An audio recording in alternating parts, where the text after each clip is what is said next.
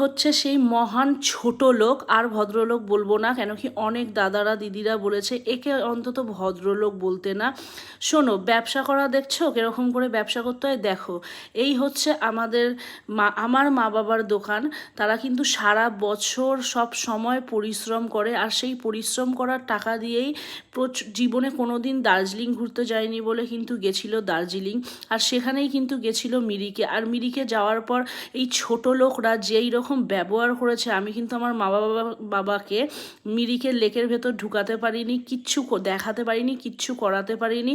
আর তোমরা সবাই সাধারণত জানোই, যারা যারা দার্জিলিং গেছো, কি মিরিকে যেতে, দার্জিলিং ঘুরতে গেলে একটা কার বুকিং করে নিলে বা নিজেদের গাড়িতে গেলেও কীরকম খরচা। আর সবথেকে খারাপ লেগেছে যে এত খরচা করে গিয়েও সেখান থেকে আমাদের অপমান নিয়ে ফিরতে হয়েছে। এই দেখো, বাবা মারা নিজেদের দোকানে ব্যবসা করছে, সাইডে কাস্টমাররা বসে আছে। আমি কিন্তু বাবা মাদের মা ডিম টোস্টের অর্ডার এসেছিলো, তাই একটুখানি হেল্প করছিলাম।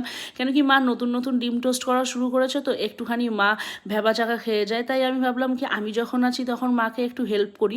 এবার তোমরা বলো, দোকানের মধ্যে যেই কাস্টমারগুলো আছে বা যাই কিছু আমরা ব্যবসা করি, তাদের থেকে যদি কোনো ভুল হয়, মানুষের থেকে ভুল হতেই পারে, তো সেই জন্য কি তাদেরকে আমরা গায়ে হাত তুলে দেবো? ওই ছোট লোকরা কিন্তু আমাদের গায়ে হাত তুলে দিয়েছিল, আর একবারও ক্ষমা তো চাইনি। আর ওইখানকার লোকরা নিজেদের লোকদের ওপর দরদ কিন্তু ভীষণ ফেটে পড়ছিল, দরদের জন্য কিন্তু একদম নিজেদের লোককে গাঁট করে দিয়েছে। যখনই দেখলো মেয়ে ছেলে খেপে উঠেছে, শুধু যদি একবার ছেড়ে দিত না আমাদের হাতে, তাহলে ওর মজাটা বুঝিয়ে দিতাম। আর যদি সাহস থাকে, আর যদি অনুতপ্ত ফিল হয়, তাহলে একবারও যে এতগুলো ভিডিও ছাড়ছি, একবার ভিডিও করে ক্ষমা তোমাদের চাইতেই হবে। কেন কি আমার বাবা মাও কিন্তু প্রচুর পরিশ্রম করে ওইখানে শুধুমাত্র ঘুরতে গেছিলো, আর তারা কিন্তু ওই ব্যবহারটা পাওয়ার যোগ্য ছিল না। কি বলো তোমরা? আর এখানে ছেলে খুব ডিম টোস্ট ভালোবাসে বলে দিদা বলে কথা, নাতিকে তো সবসময় বেশি একটু প্যাম্পার করে, তো নাতিকে দিয়ে দিয়েছিল ডিম টোস্ট আর আমাকে দিয়ে দিয়েছিল ডিম সেদ্ধ। আমি অনেকবার বলেছি খাবো না, কিন্তু মেয়ে তো দিয়ে দিয়েছিল ডিম সেদ্ধ। দেখ